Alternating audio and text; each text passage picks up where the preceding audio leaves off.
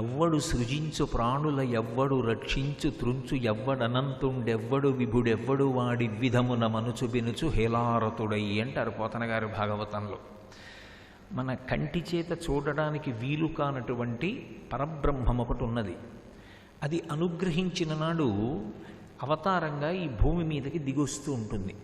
ఒకనాడు అలా దిగొచ్చింది, అనేక అవతారాలు వచ్చాయి. వేదోద్ధారణ మందరాభరణ వృద్ధి ధర్మ నిర్మాణ ప్రహ్లాదత్రాణ బలి ప్రతారణ నృపాహంకార నిర్వాపన వైదేవీ రమణ ధనంజయ జయ వ్యాపార పారీణ అక్షోణీ దివ్యత్కరుణ తమోహరణ తండ్రి వెంకటేశ ప్రభో అని అనేక అవతారాలుగా ఈ భూమి మీదకి వచ్చాడు. అలా పరమాత్మ దిగి వచ్చిన నాడు మనం మన కంటితో చూడగలిగినటువంటి స్థితిని పొందుతున్నాం.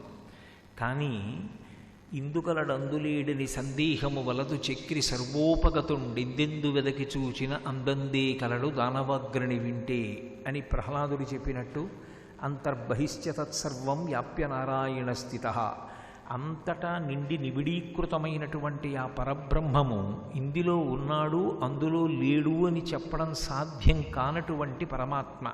అందుకే శుకబ్రహ్మ భాగవతాన్ని ప్రారంభం చేస్తూ అంటాడు, హరిమయము విశ్వమంతయు హరి విశ్వమయుండు హరిమయము కాని ద్రవ్యము పరమాణువు లేదు వంశ పావన వింటే అంటాడు. నెయ్యి పాల అంతటా వ్యాపించి ఉన్నట్లుగా అంతటా ఉన్నటువంటి పరబ్రహ్మము ఈ లోకములన్నిటినీ కూడా హేళగా సృజిస్తోంది, నిలబెడుతోంది, లయం చేసుకుంటోంది, మళ్ళీ పునః సృష్టి చేస్తోంది. ఆయన చేసినప్పుడు ఆయనేం కష్టపడడు. ఎవ్వడు సృజించు ప్రాణుల ఎవ్వడు రక్షించు త్రుంచు ఎవ్వడనంతుండెవ్వడు విభుడెవ్వడు వాడి విధమున మనుచు బెనుచు హేలారతుడై అని పరమహేళగా సృష్టి స్థితి లయ అనేటటువంటి 3 కార్యములను పరమాత్మ నిర్వర్తిస్తూ ఉంటాడు. ఈ చేసేటప్పుడు ప్రధానంగా ప్రాణులు 2 రకాలుగా సృజింపబడతాయి. ఒకటి స్థావరములు అని పిలువబడతాయి, రెండవ వాటిని జంగమములు అని పిలుస్తారు. స్థావరములు అంటే వృక్షాదులు, అవి కదలలేవు, ఎక్కడ పుట్టాయో శరీరం విడిచిపెట్టే పర్యంతము అక్కడే ఉంటాయి. ఒక మామిడి చెట్టు ఉందనుకోండి, ఉద్భుదము అంటారు, భూమిని చీల్చుకుని పైకొస్తుంది. ఆ చెట్టు చిన్న చెట్టుగా ఉన్నప్పుడు దాని ఆకులు తినడానికి ఒక మేక ప్రయత్నిస్తోందనుకోండి, తనను తాను రక్షించుకోవడం కోసం ఆ ప్రాంతాన్ని విడిచిపెట్టి వేరొక చోటుకి వెళ్ళిపోలేదు. ఎవరో గొడ్డలి పట్టుకొని వచ్చి దాన్ని నరకడానికి ప్రయత్నిస్తున్నాడు అనుకోండి, ఆయన నన్ను నరకడానికి వస్తున్నాడు కాబట్టి నేను దూరంగా తొలగిపోతాను అని వెళ్ళిపోయేటటువంటి అవకాశం దానికి ఉండదు. అది ఎక్కడ పుట్టిందో అక్కడే పెరగాలి, ఎక్కడ పెరిగిందో అక్కడే లయమైపోవాలి తప్ప కదలిక లేనటువంటి ప్రాణులు కొన్ని ఉంటాయి. ఆ కదలిక లేకపోవడంలోనే అవి పడేటటువంటి కష్టం అలా ఉంటుంది. స్థావరములు అంటారు వాటిని. రెండవ శ్రేణికి చెందినవి జంగమములు అంటారు. ఇవి కదులుతాయి. ఈ కదిలేటటువంటి ప్రాణులు 3 రకాలుగా సృజింపబడతాయి అని. ఒకటి దేవతలు, 2 మనుష్యులు, 3 తిరియక్కులు. ఇందులో దేవతలు సుఖమనుభవించడానికి మాత్రమే సృజింపబడతారు. వారికి దుఃఖస్పర్శ ఉండదు, వారు ఎప్పుడూ సుఖాన్ని అనుభవిస్తూ ఉంటారు. రెండవ కోవకి చెందినవి తిరియక్కులు. భూమికి అవి వెన్నుపం అడ్డంగా ఉండేటట్టుగా పుడతాయి, మళ్ళీ వెన్నుపం అడ్డంగానే పెరుగుతుంది తప్ప మళ్ళీ ఇలా నిలువుగా పెరిగేటటువంటి అవకాశం ఉండదు. అటువంటి ప్రాణులన్నీ తిరియక్కులు, జంతువులు అందులోకి వస్తాయి. అవి దుఃఖాన్ని ఎక్కువగా పొందుతూ ఉంటాయి. వాటికి సుఖం తక్కువ, దుఃఖం ఎక్కువ. అసలు జీవితానికి భద్రతే కొరవడి ఉంటుంది. నేను ఇవాళ ఆహారం కోసం బయటికి వెళితే నేను వేరొకరికి ఆహారం అయిపోకుండా ఉంటాను అన్న ధైర్యం వాటికి ఉండదు. ఒక కోడి ఉందనుకోండి, బయటికి వచ్చి తన కాళ్ళ దగ్గర ఉన్నటువంటి ఆ తుక్కు చిమ్మి అందులో ఉన్నటువంటి క్రిములను తినేటటువంటి ప్రయత్నంలో నిమగ్నమై ఉండగా అది గ్రద్దకి ఆహారం అయిపోతుంది. తాను ఆహారాన్వేషణ చేస్తూ వేరొకరికి తాను ఆహారం కాకుండా బ్రతకగలననేటటువంటి నమ్మకం కూడా వాటికి ఉండదు. అందుకే భయం ఎక్కువగాను దుఃఖం ఎక్కువగాను ఉండేటటువంటి ప్రాణులు తిరియక్కులు. అందుకని వాటికి దుఃఖం. దేవతలకి కేవలం సుఖం. మనుష్యుల దగ్గరికి వచ్చేటప్పటికీ సుఖము దుఃఖము రెండిటినీ అనుభవిస్తారు. కేవలము దేవతల్లా సుఖాన్ని అనుభవించరు, కేవలము తిరియక్కుల్లా దుఃఖాన్ని అనుభవించరు. వాళ్ళు సుఖాన్ని అనుభవిస్తూ ఉంటారు, దుఃఖాన్ని అనుభవిస్తారు. ఇవాళ సుఖంగా ఉన్నాడని రేపు సుఖంగా ఉంటాడు అని నమ్మకం ఉండదు. ఇప్పుడు దుఃఖంతో ఉన్నాడని ఒక గంట పోయిన తర్వాత దుఃఖంతోనే ఉంటాడు అనేటటువంటి సిద్ధాంతము ఉండదు. మళ్ళీ సుఖాన్ని పొందేటటువంటి అవకాశం కూడా ఉంటుంది. అందుకే రామాయణం సుందరకాండలో సీతమ్మ ఒక మాట అంటుంది, కళ్యాణీ బతకాదీయం లౌకికీ ప్రతిభాతిమా ఏతి జీవంతిమానందో నరం వర్ష శతాదపి అంటుంది. 100 సంవత్సరములు పరిపూర్ణంగా జీవించినటువంటి మనుష్యుడు జీవితాంతము దుఃఖపడినప్పటికీ ప్రాణోత్క్రమణ సమయంలోనైనా సరే ఏదో ఒక శుభవార్త వింటాడు, సుఖపడతాడు తప్ప అసలు ఏ సుఖమూ లేకుండా నేను కేవలము దుఃఖమే అనుభవిస్తాను అన్న సిద్ధాంతము ఉండదు. కేవలము దుఃఖము తప్ప సుఖముండదు అన్న సిద్ధాంతము ఉండదు. మనుష్యుడు రెండిటినీ అనుభవిస్తూ ఉంటాడు. ఈ మాటలు నేను అన్నప్పుడు మీరు ఒక్క విషయాన్ని కొంచెం జాగ్రత్తగా గమనించాలి. పరమేశ్వరుడు ఈ సృష్టిని అంతటినీ చేశాడు అని నేను మీతో మనవి చేశాను. ఇందులో స్థావరములు ఉంటాయి, అవి కదలలేవు అని చెప్పాను. జంగమములు 3 రకాలుగా ఉంటాయి. అందులో కేవలము సుఖాన్ని అనుభవిస్తారు దేవతలు, దుఃఖాన్ని ఎక్కువగా అనుభవిస్తాయి జంతువులు, సుఖ దుఃఖములు రెండింటినీ అనుభవిస్తారు మనుష్యులు. ఇప్పుడు నాకు ఒకటి చెప్పండి, ఈశ్వరుడు నన్ను ఒక మనుష్యుడిగా పుట్టించాడు. ఆయన నన్ను మనుష్యుడిగా పుట్టించడంలో ఆయనకి ఒక స్వేచ్ఛ, అంటే వీడిని ఇలాగే పుట్టిద్దాం, ఈ జీవుణ్ణి వీడు సుఖము దుఃఖము కూడా అనుభవించేటట్టు చేద్దాం అని ఒక దేవతా శరీరాన్ని సృష్టించేటప్పుడు వీడికి పాపం ఏ దుఃఖం వద్దులే, వీడు సంతోషంగా ఉండని, వీడిని సుఖమే పొందేటట్టుగా చేద్దామని ఆయన సృజించాడు అనుకోండి. అప్పుడు ఈశ్వరుడు యందు పక్షపాత బుద్ధి ఉన్నది అన్నదానికి అది నిదర్శనమవుతుంది కదూ. నన్ను ఇలా మనుష్యుడిగా సృష్టించి ఒక కుక్కని కుక్కగా సృజించి దేవతని దేవతగా సృజించి ఇలా ఎందుకు సృజించావు అని అడిగారు అనుకోండి, నా ఇష్టం అన్నాడు అనుకోండి ఈశ్వరుడు, నా ఇష్టం, నేను అలా సృజించాను, దాన్ని ఎక్కువ దుఃఖ పెట్టాలనుకున్నాను, కుక్క జన్మని ఇచ్చాను. నీకు సుఖం దుఃఖం కూడా ఇవ్వాలనుకున్నాను కాబట్టి నీకు మనుష్య జన్మనిచ్చాను. ఆయన్ని కేవలం సుఖపెట్టాలనుకున్నాను, దేవతా జన్మనిచ్చాను, అడగడానికి నువ్వెవరు అన్నాడు అనుకోండి. అప్పుడు 2 లక్షణములు గోచరిస్తాయి. ఒకటి, ఆయన నియంత. ఎందుకని అంటే ఎదుటివాడి ప్రశ్నకి సరి అయిన సమాధానాన్ని ఇవ్వడానికి ఆయన ఇష్టపడడం. 2, ఆయన యందు పక్షపాత బుద్ధి ఉంది. అందుకని కొందరిని దుఃఖపెడుతూ ఉంటాడు, కొందరిని సుఖపెడుతూ ఉంటాడు, కొందరిని సుఖదుఖములు రెండూ ఇచ్చి చూస్తూ ఉంటాడు అని అన్వయం చేయవలసి ఉంటుంది. కానీ ఈశ్వరుని యందు పక్షపాత బుద్ధి ఉండేటటువంటి అవకాశాన్ని ముందు పక్కన పెట్టి మాట్లాడాలి. ఇప్పుడు అసలు ఆయనకి అటువంటి వాటితో సంఘం ఉండదు. మరి సంఘం లేనప్పుడు నేను మనుష్యుడిగా, వేరొక ప్రాణి కుక్కగా, వేరొకరు దేవతగా ఏ కారణానికి అవ్వవలసి ఉంటుంది అంటే ఎవరు చేసుకున్నటువంటి కర్మ చేత వారు ఆ శరీరాలని పొందుతారు. ఇప్పుడు కర్మ అనేటటువంటిది ఎంత శక్తివంతమైనటువంటి సాధనమైంది. భాగవతం 10వ స్కంధంలో కంసుడు దేవకీదేవిని వసుదేవుణ్ణి ఇద్దరిని రథం ఎక్కించి తీసుకెడుతున్నాడు. తీసుకువెడుతుండగా అకస్మాత్తుగా అశరీరవాణి పలికింది, తుష్టయగు భగినిమెచ్చగ ఇష్టుడవై రథము నడిపే దరుగవు మీదన్ శిష్టయగు ఈతలోదరి అష్టమ గర్భంబు నిన్ను హరించుజుమీ అంది. ఎంతో సంతోషంగా చెల్లెలు బావగారు అని రథం ఎక్కించి తీసుకెడుతున్నావు, కానీ ఈమె యొక్క అష్టమ గర్భమునందు జన్మించేటటువంటి సంతానము నిన్ను సంహరిస్తుంది అంది. అనగానే ఇప్పటి వరకు నా చెల్లెలు బావగారు అని ఎంతో ప్రేమతో రథాన్ని నడుపుతున్నటువంటి కంసుడు రథం దిగి నా మృత్యువుకు కారణమైనటువంటి అష్టమ గర్భంలో సంతానాన్ని కనేటటువంటి వ్యక్తి ఈమె కనుక మూలాన్ని ఛేదిస్తాను, ఈమెని సంహరిస్తాను.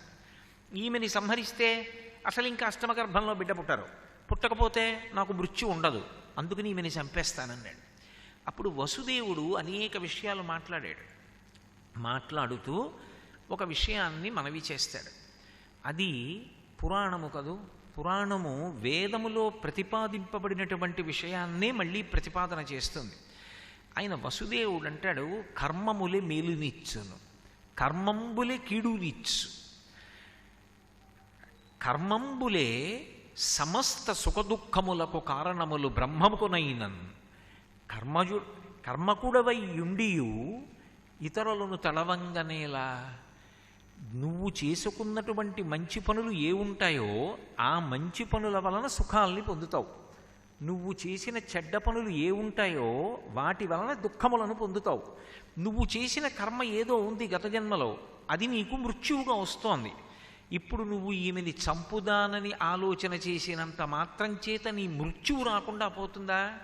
ఇంకా కొన్ని చెడ్డ పనులు చేస్తున్నావు. ఇప్పుడు చెల్లెల్ని చంపుతున్నావు, కొత్తగా పెళ్ళయిన దాన్ని చంపుతున్నావు. కాబట్టి ఎవరు చేసిన కర్మ వారికి ఫలితంగా వస్తుంది అని తెలిసినప్పుడు మళ్ళీ కొత్తగా కర్మ చేసే ప్రయత్నం ఎందుకు చేస్తావు? కొత్తగా ఎందుకు తప్పు చేస్తావు? చెయ్యకు అంటాడు. చేసిన కర్మ పునర్జన్మకి కారణమవుతుంది. ఇది సనాతన ధర్మంలో ప్రాణప్రదమైనటువంటి సిద్ధాంతం. నాకు జన్మనివ్వడానికి అంటే నాకు పునర్జన్మనివ్వడానికి ఎవరు హేతువు అని అడిగారు అనుకోండి, భగవంతుడు హేతువు అని నిర్ధారించకూడదు. నేను ఏవి చేశానో ఆ చేసినటువంటి కర్మలే నేను ఉత్తరోత్తర ఎటువంటి జన్మని పొందాలి అన్నదానికి హేతువులవుతాయి. మొదటి విషయం. 2, నేను రాబోయే జన్మలలో ఎంత సుఖాన్ని పొందాలి ఎంత దుఃఖాన్ని పొందాలి అన్నదానికి కూడా నేను చేస్తున్నటువంటి కర్మలే కారణమవుతాయి. ఇందులో మీరు విభాగం చేసినప్పుడు ఒక చిత్రాన్ని గమనించవలసి ఉంటుంది. ఈశ్వరుడు జంగమములను సృజించినప్పుడు, సరే స్థావర ప్రాణిని అలా ఉంచండి, దానికి కదలికే లేదు. ఈ జంగమములను అంటే కదిలే ప్రాణులను సృజించినప్పుడు ఒక చిత్రాన్ని అందులో సృష్టించాడు. ఒకటి తిరియక్కు. తిరియక్ అంటే పశువు. పశువుకి అసలు కర్మాధికారం లేదు. నేను ఇదిగో ఈ పని చేస్తాను అనడానికి, దానికి అలా సంకల్పం చేయడానికి కానీ ఒక కర్మ చెయ్యడానికి కానీ దానికి అధికారం లేదు. నేను వెళ్ళి ప్రవచనం వింటానండి, దానికి అవకాశం లేదు. నేను అర్థం చేసుకుంటాను, అవకాశం లేదు. యజ్ఞయాగాది క్రతువులు చేస్తాను, దానికి అవకాశం లేదు. నేనేదో పుణ్యం సంపాదించుకుంటాను, దానికి అవకాశం లేదు. ఏదో కాకతాళీయంగా అనుకోకుండా దాని వలన ఏదైనా పుణ్యం జరగాలి తప్ప కర్మాధికారం మాత్రం దానికి లేదు. కాబట్టి అది కర్మ చేసి వృద్ధిలోకి వస్తుంది అని చెప్పడానికి ఇక సిద్ధాంతం లేదు. మరి అది ఏమనుభవిస్తుంది అంటే గత జన్మలలో చేసుకున్నటువంటి కర్మల యొక్క ఫలితం ఏదనుభవించాలో అదొక్కటే అనుభవిస్తుంది అంతే. ఇగో ఇంత దుఃఖం పొందాలి అనుభవించేస్తుంది, ఇంత సుఖం పొందాలి అనుభవించేస్తుంది. దేవతలు వాళ్ళు దుఃఖం అనుభవించడానికి లేదు, వాళ్ళు సుఖం ఒక్కటే అనుభవిస్తారు. అందుకే వాళ్ళకి త్రిదశులు అని పేరు. త్రిదశులు అంటే పుట్టినప్పుడు 30 ఏళ్లలోపు ఉంటారు, పెరుగుతున్నప్పుడు 30 ఏళ్లలోపు ఉంటారు, శరీరాన్ని విడిచిపెట్టినప్పుడు 30 ఏళ్లలోపు ఉంటారు. తప్ప వాళ్ళ వయస్సు దాటరు, నిత్య యవ్వనులై ఉంటారు. కాబట్టి వాళ్ళు కొత్తగా కర్మ చేసేటటువంటి అధికారం వాళ్ళకి లేదు. ఒక యజ్ఞం చేశామనుకోండి, ఫలానా దేవత యొక్క అనుగ్రహం కావాలి అని కోరుకుంటాం. ఏదో ఇంద్రుణ్ణి ఉద్దేశించి ఒక యజ్ఞం చేస్తే ఇంద్రుడి యొక్క అనుగ్రహం చేత వర్షం పడాలి అని కోరుకుంటాం. ఇంద్రుడు ఎవరికి యజ్ఞం చేస్తాడు? అందుకని దేవతలు యజ్ఞం చెయ్యరు. దేవతలు ఇంకా పుణ్యకర్మలు చేసే అవకాశం లేదు. కానీ వాళ్ళు దేవలోకవాసం చేసి దేవతా పదవులలో కూర్చుని సుఖాలను అనుభవించినటువంటి కారణం చేత వాళ్ళు గతంలో చేసుకున్నటువంటి పుణ్యం ఏదుందో అది క్షయమైపోతూ ఉంటుంది. ఆ సుఖం అనుభవిస్తూ ఉంటే ఆ పుణ్యం పోతూ ఉంటుంది. అది ఎలా ఉంటుంది అంటే మీకు బాగా అర్థం అవ్వాలి అంటే, నేను ఏదో ఒక 50,000 రూపాయలు తీసుకొచ్చి ఓ మూట కట్టి పక్కన పెట్టుకున్నాను అనుకోండి. పక్కన పెట్టుకుని ప్రతిరోజు అందులోంచి కొంత ద్రవ్యం తీసి నా కొడుక్కిచ్చి ఏదో ఖర్చు పెట్టరా అంటూ పెడుతున్నాను అనుకోండి. నేను కదలక్కర్లేదు, హాయిగా కూర్చున్నవాడిని కూర్చున్నట్టే సుఖాలు అనుభవిస్తూ కావలసిన సంబారాలన్నీ నా దగ్గరున్న 50,000 రూపాయల ద్రవ్యపు మూటలోంచి తీసి ఖర్చు పెట్టుకుంటున్నాను. ఖర్చు పెట్టడం అంటూ ప్రారంభం చేసి భోగం అనుభవించడం అన్నది ప్రారంభం చేసిన తరువాత ద్రవ్యం అలాగే ఉండిపోతుంది, ఆ మూటలో ఉండదు. కొంతకాలానికి పూర్తిగా అయిపోతుంది. ఇక్కడ పూర్తి అయిపోగానే అక్కడ భోగం కూడా అయిపోతుంది. ఇక్కడ లేనప్పుడు అన్నం ఎక్కడిది? ఇక్కడ లేనప్పుడు సౌఖ్యం ఎక్కడిది? ఉండదు. దేవతల యొక్క పరిస్థితి కూడా అంతే. పుణ్యం అయిపోగానే వాళ్ళని కిందకి తోసేస్తారు. అందుకే క్షీణే పుణ్యే మర్త్యలోకం విశంతి అని. వాళ్ళ పుణ్యం పూర్తయిపోగానే వాళ్ళని మర్త్యలోకానికి పంపిస్తారు. మర్త్యలోకము అన్న మాటకు అర్థం ఏమిటంటే ఏ ప్రాణి ఏ శరీరంతో వచ్చిందో ఆ శరీరంతోటే మళ్ళీ ఇంకొక లోకానికి వెళ్ళడానికి అవకాశం లేకుండా శరీరాన్ని తప్పకుండా విడిచిపెట్టి వెళ్ళిపోవలసినటువంటి లోకం ఏది ఉంటుందో దానికి మర్త్యలోకము అని పేరు. ఆ లోకంలో పుట్టినవాడు నేను ఈ శరీరంతో శాశ్వతంగా ఉంటానండి అన్న విషయాన్ని అసలు అడగడానికి అవకాశం ఉండదు. అది ఆ లోకమునకు ప్రధాన ధర్మం. ఇప్పుడు మనం ఉన్న లోకాన్ని మర్త్యలోకం అంటారు. మర్త్యలోకము అంటే సమస్త ప్రాణుల యొక్క శరీరములు మృత్యువు చేత గ్రసింపబడతాయి. ఏదో ఒకనాడు మృత్యువు మింగేస్తుంది శరీరాన్ని, శరీరం పడిపోతుంది, జీవుడు అందులోంచి విడుదల పొంది వెళ్ళిపోతాడు. అందుకే అన్ని ప్రాణుల శరీరాలు పడిపోతాయి. ఇక్కడ మళ్ళీ ఇక్కడికి పంపించేస్తారు. ఏ శరీరంతో పంపిస్తారు? ఒక నరుడిగా వస్తాడు దేవతలు కూడా. కాబట్టి దేవతలు ఇక మళ్ళీ పుట్టవలసినటువంటి అవసరం లేని మోక్షస్థితికి వెడతామని కానీ, మళ్ళీ కొంత పుణ్యాన్ని సంపాదించుకుంటాము అని అడగడానికి కానీ, ఉత్తమమైనటువంటి కర్మలు మేము ఆచరిస్తామని చెప్పడానికి కానీ వాళ్ళకి సాధ్యం కాదు. అథవా వాళ్ళు జ్ఞాన మార్గంలో ఆత్మవిచారణ చెయ్యవచ్చు అని శంకర భగవత్పాదుల వ్యాఖ్యానాల్లో ఒక చోట నిర్దేశించారు, ఒక చోట పేర్కొన్నారు. కానీ జంతువునాం నరజన్మ దుర్లభం, ఒక్క మనుష్య ప్రాణి విషయంలో మాత్రం ఒక అద్భుతం ఉంది. మనుష్య శరీరంతో వచ్చినటువంటి వాడు ఉత్తమమైనటువంటి కర్మలు ఆచరించి దేవతా పదవులలోకి ఉత్తమ లోకాలకు వెళ్ళిపోగలడు. ఎన్నో పుణ్యకార్యాలు చేశాడు. శరీరం విడిచిపెట్టిన తరువాత దేవతా పదవులలోకి వెడతాడు. అందుకే శతక్రతు వివాసీనం నాగరాజస్య మూర్ధని అంటారు రామాయణంలో. 100 యజ్ఞములు చేసినవాడు ఇంద్ర పదవిలో కూర్చుంటాడు. చాలా పుణ్యం చేశాడు, ఆయన్ని తీసుకెళ్ళి దేవతా పదవిలో కూర్చోబెడతారు. ఆయన కూర్చున్న ఉత్తరక్షణం నుంచి ఆయన చేసుకున్న పుణ్యం అయిపోవడం కూడా మొదలుపెట్టేస్తుంది. ఇప్పుడు ఉత్తమమైనటువంటి కర్మలను ఆచరించి పుణ్యాన్ని సముపార్జన చేసి దేవతా పదవులలో కూర్చునేటటువంటి అధికారం మనుష్యుడిదే. భగవంతుడు మనుష్య శరీరాన్ని ఇచ్చాడు కదా అని అన్ని ప్రాణులలో ఉన్నటువంటి విభూతులను తనవిగా మార్చుకుని సుఖాన్ని అనుభవించి ఉత్తమ కర్మలు ఏవీ ఆచరించకుండా పాపకర్మలు ఆచరించి చిట్ట చివర శరీరాన్ని విడిచిపెట్టిన తరువాత కొన్ని కోట్ల జన్మలు మళ్ళీ తిరియక్కుగా వెళ్ళిపోయేటటువంటి అవకాశం ఉన్నవాడు కూడా నరుడే. ఎందుచేత చలిగా ఉందనుకోండి, ఒక గొర్రె తాలూకా చర్మాన్ని తీసి నేను కప్పుకుంటాను. గొర్రె కొత్తగా ఏం కప్పుకోదు, దానికి పరమేశ్వరుడు అటువంటి చర్మాన్ని ఇచ్చాడు, దాని మీద ఊలు ఉంటుంది, అది అటువంటి చర్మంతో ఉండి చలికి తట్టుకుంటుంది. నేను ఆ చర్మాన్ని తీసి నేను కప్పుకుంటాను. ఏనుగు దంతం తెచ్చి బొమ్మ చేస్తాను, జింక చర్మం తెచ్చి వేసి కూర్చుని జపం చేస్తాను, ఒక గాడిద మీద బరువు పెట్టి మోయిస్తాను, గుర్రం ఎక్కి పర్వతం ఎక్కుతాను, విమానం ఎక్కి పక్షిలా ఎగురుతాను, నెమలిని తెచ్చి పింఛం ఇప్పి నృత్యం చేస్తే సంతోషిస్తాను. మిగిలిన ప్రాణుల యందు ఏ విభూతులున్నాయో ఆ విభూతులన్నిటినీ నావిగా చేసుకుని సుఖాన్ని అనుభవించగలిగినటువంటి శక్తి కలిగిన వాడు నరుడు.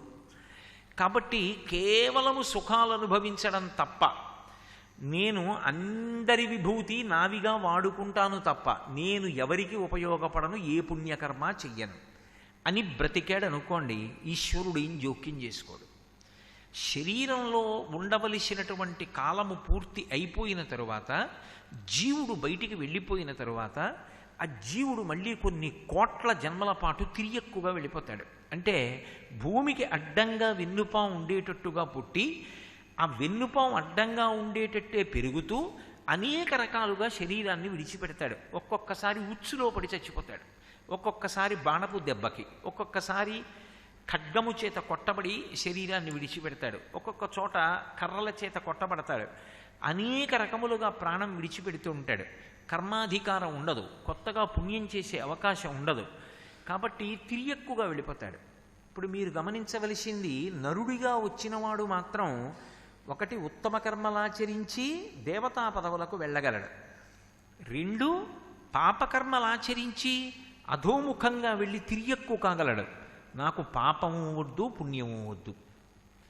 ఉత్తమమైనటువంటి కర్మలను కేవలం పరమేశ్వరుని యొక్క అనుగ్రహంగా ఆచరించి ఏ విధమైనటువంటి కోరిక లేకుండా నిష్కామంగా ఆచరించినటువంటి భగవత్ప్రీతికరమైనటువంటి శాస్త్రము చేత ప్రోక్తమైన కర్మలను ఆచరించడం వల్ల ప్రీతి పొందినటువంటి భగవంతుని యొక్క అనుగ్రహం వలన పొందినటువంటి చిత్తశుద్ధి వలన పాత్రతను పొంది ఆ పాత్రత కారణంగా పరమేశ్వరుడు అనుగ్రహించినటువంటి జ్ఞానము వలన ఇక మళ్ళీ పుట్టవలసిన అవసరం లేని పునరావృత్తి రహిత శాశ్వత శివ సాయుధ్య స్థితిని పొందగలడు. ఇప్పుడు 3 రకాలుగాను వెళ్ళగలిగిన వాడెవరు?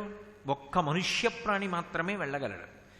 మిగిలినటువంటి ఇద్దరికీ కూడా జంగములలో అటు జంతువులకు కానీ ఇటు దేవతలకు కానీ ఈ అధికారం లేదు. ఇది ఒక్క నరజన్మకి మాత్రమే ఉంది. అందుకే అందరిలోకి గొప్పవాడెవరు అంటే నరుడు ఒక్కడే గొప్పవాడు. ఇంత గొప్ప శరీరాన్ని పరమేశ్వరుడు మనకు అనుగ్రహించాడు. పైకి కనపడడానికి సామాన్యంగా కనపడుతుంది, కానీ భాగవతంలో ఈ శరీరమునకు ఉండేటటువంటి వైభవాన్ని వర్ణిస్తారు. పరమాత్మ అనబడేటటువంటి ఒక్క పరబ్రహ్మాన్ని చేరుకోవడానికి, సుఖదుఖములనేటటువంటి 2 ఫలములు అనుభవించడానికి, సత్వరజస్తమో గుణములనేటటువంటి 3 గుణములలో తిరుగుతూ ఉండడానికి, ధర్మ అర్థ కామ మోక్షములనేటటువంటి 4 విధములైనటువంటి పురుషార్థములను సమన్వయం చేసుకోవడానికి, శబ్ద స్పర్శ రస రూప గంధములనేటటువంటి 5 తన్మాత్రలతో సుఖదుఖములను అనుభవించడానికి, పంచ జ్ఞానేంద్రియములు కన్ను ముక్కు చెవి నాలుక చర్మము 5 జ్ఞానేంద్రియములు మనస్సు అనేటటువంటి 6 సంఘాతమై చర్మము రక్తము మాంసము కొవ్వు అస్థి శుక్ల మేధ అనబడేటటువంటి 7 పొరల చేత కప్పబడి 2 కాళ్ళు 2 చేతులు 4 5 తల 6 హృదయము 7 ఉదరము 8 కాళ్ళు అనబడే నడుము అనబడేటటువంటి 8 అవయవముల యొక్క సంఘాతంగా 2 కన్నులు 2 చెవులు 4 కన్నాలు 2 ముక్కు కన్నాలు 6 నోరు 7 మలద్వారము 8 మూత్రద్వారము 9 కన్నములు కలిగినటువంటి 9 తొర్రలు కలిగినటువంటి ఈ శరీరంలో ప్రాణ అపాన వ్యాన ఉదాన సమాన నాగ కూర్మ కృకర ధనంజయ దేవదత్తములనేటటువంటి 10 వాయువులు ఆయన శాసనం అయ్యే వరకు వెళ్ళిపోకుండా కుంభింపబడి ధర్మానుష్ఠానమునకు యోగ్యమైనటువంటి పరమోత్కృష్టమైనటువంటి శరీరము ఒక్క మనుష్య శరీరము మాత్రమే. అంత అద్భుతమైనటువంటి శరీరాన్ని నిర్మాణం చేసి పరమేశ్వరుడు మనకు అనుగ్రహించాడు. ఈ శరీరానికి ఈశ్వరుడిచ్చినటువంటి ప్రత్యేకమైనటువంటి విభూతులు 3 ఉంటాయి. మొట్టమొదటిది ఏది అంటే స్వరపేటిక. 84 లక్షల జీవరాశులలో 83,99,999 ప్రాణులకు స్వరపేటిక లేదు. సర్వం శ్రీ ఉమామహేశ్వర పరబ్రహ్మార్పణమస్తు. స్వస్తి.